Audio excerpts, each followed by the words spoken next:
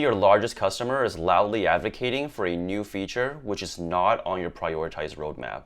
However, sales, who are eager to please, have gone straight to engineering to see if they can drop everything and get this done. What do you do?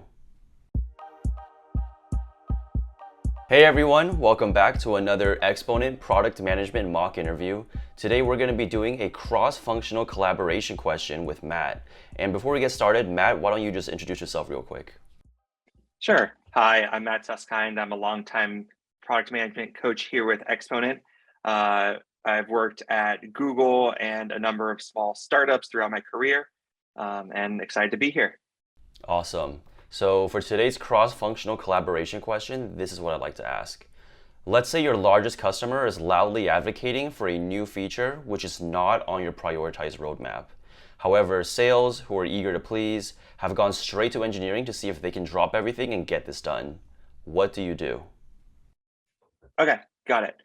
So just to repeat that back, sales has gotten a request from a large customer for a feature, and in wanting to please them, they've gone straight to engineering to ask that we can do this, if we can do this, even though it's not on our roadmap. Is that correct? Right. Okay, great. Give me just a moment to think about this, and then I can get into how I'd approach that situation. Cool.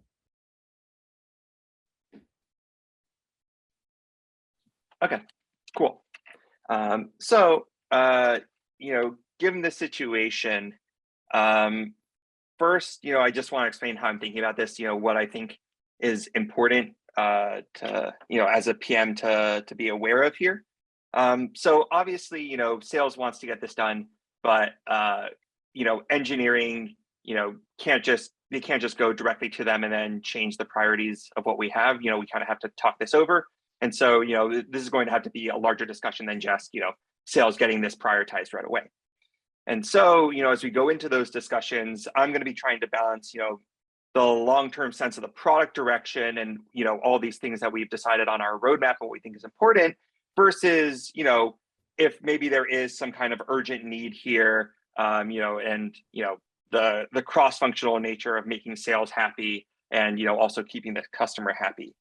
As a PM, my initial bias is towards trying to maintain that roadmap because of, our long-term strategy, but, there could be mitigating factors there. So we'll have to explore that. So, briefly, the way that I'm going to approach this, first, I have to understand the request. I have to understand, what they're asking for and how important it is. And then once we get a sense of that, we can then make a decision about how we actually go through and deal with this process, whether we decide we want to build this or not. So in order to understand that request, some of the things we're going to have to understand are, why are they asking for this, right? I don't want to just jump into building some feature just because a customer asked for it, because they might be asking for what they think they need when there's actually a better way to handle it. And so there is a happy path possible here where a customer is asking for this feature. When we understand their need, we realize we can either already serve that or, it's actually similar to something else we're doing on the roadmap. And, we could maybe even reshuffle a bit of the priorities in order to address that need. So it's really about getting, that idea of getting to the root of what the problem is.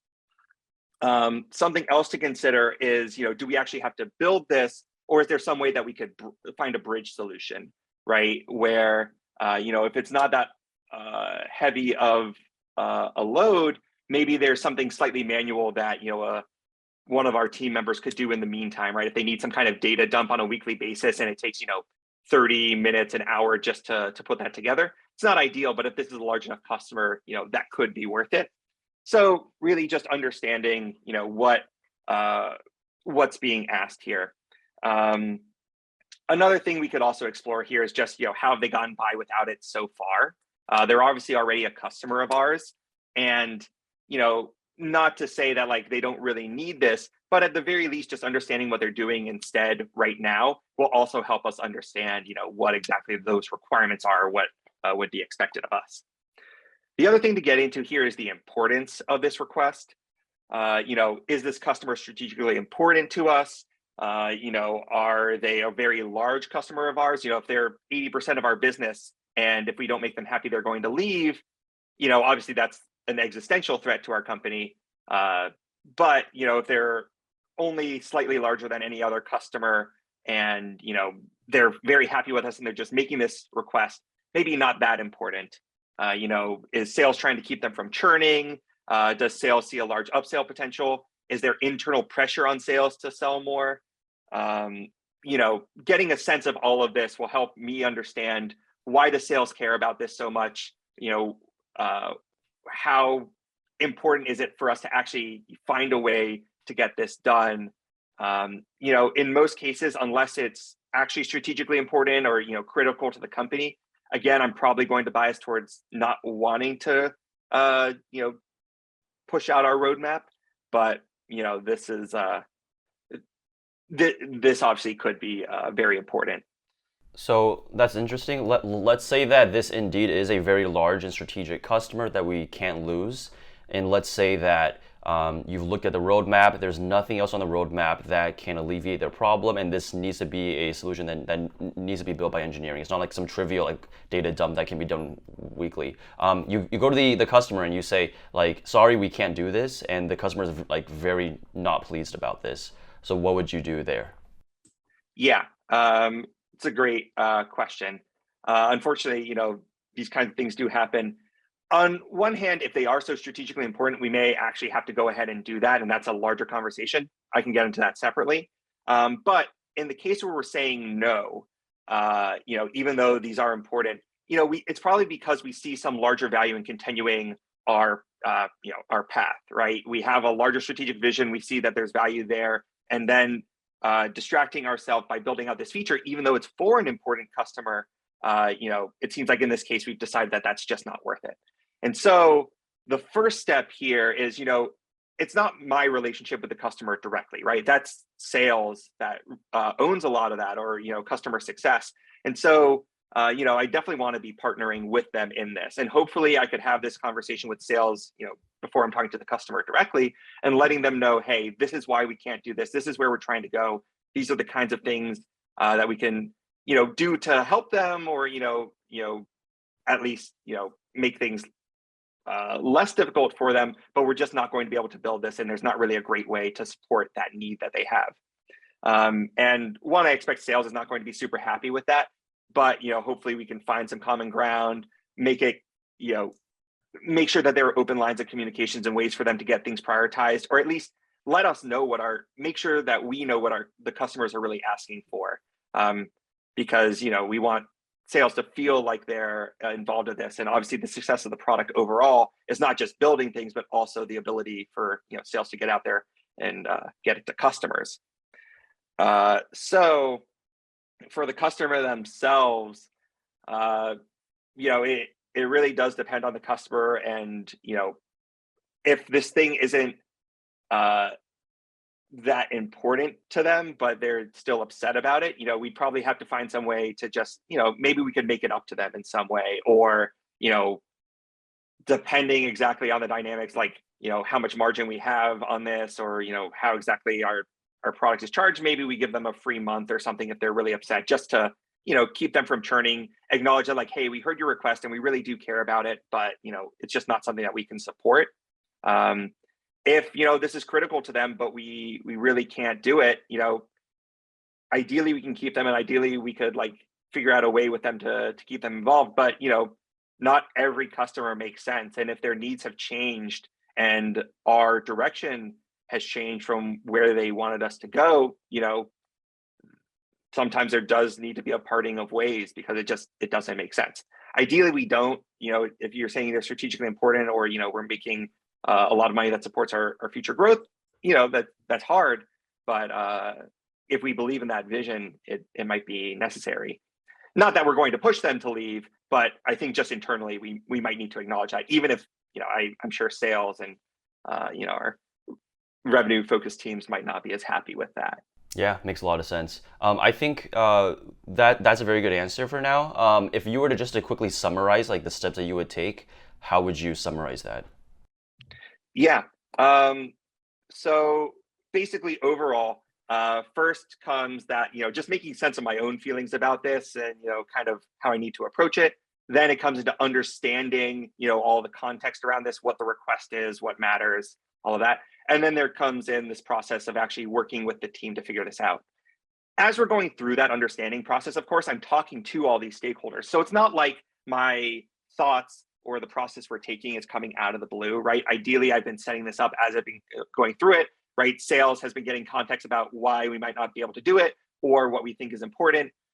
Engineering, on the flip side, if we do have to build this out, right? They've been involved, to some extent so that they know that this might be coming. And then if we decide that we do have to do this, it's not a shock that all of a sudden we're completely changing direction, but, they've kind of been primed and understand why this is important. We didn't really get into the path where, sales escalates and we do have to do it, or, we realize, wow, this really is important, or this actually is this is a good idea that, we weren't considering. In that case, we'll have to work closely with the eng team, obviously, to figure out how we can support this or what needs to be shifted out in order to do this. That's a discussion with our leadership as well, since, we're going to be changing, the delivery of some of the things we probably thought were strategically important. But happy to dive into that further if you want. But yeah, that's the overview. Cool. I think we're good for now. Thanks for the answer. And I think maybe like one other thing that I would have added would be to compare this request versus all the other requests for maybe our like top 10 or top 20 customers and see if they're also facing the same problem. How are they working around that? I think that'd be an interesting conversation, one helpful way to prioritize as well. Yeah, that definitely makes sense. I certainly, as the requests are coming in from customers, you should be using that to help determine.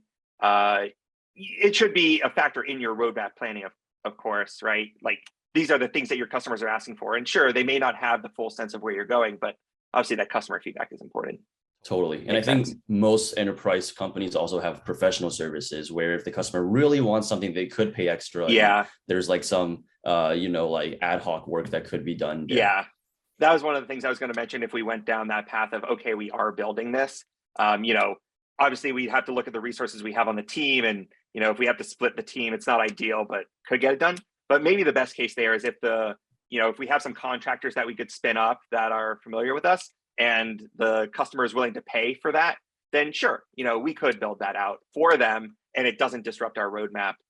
But, that's, again, one of those best cases. But if it's really important to them, might be possible. Cool. Just to wrap things up, Matt, do you have like one tip that you would give to the audience if they're preparing for a cross-functional collaboration question? Yeah. I think probably the biggest tip is just to remember that it's about that cross-functional collaboration, right? So you should be keeping in mind, how am I engaging with stakeholders? How am I engaging with, everyone involved in this process? It's easy to look at this and go, from my PM perspective, this is what I think is most important. So this is the decision we have to make. But you have to think beyond that. And how do I communicate out that decision? Who am I working with to do this? How am I making sure that they're still happy, right? I can make whatever decision, but I don't want to alienate my sales team or my eng team or anyone else by not involving them in that process. Cool. Awesome. Well, thanks, Matt. And for the audience watching at home, good luck with your upcoming PM interview. Thanks so much for watching. Don't forget to hit the like and subscribe buttons below to let us know that this video is valuable for you. And of course, check out hundreds more videos just like this at tryexponent.com. Thanks for watching and good luck on your upcoming interview.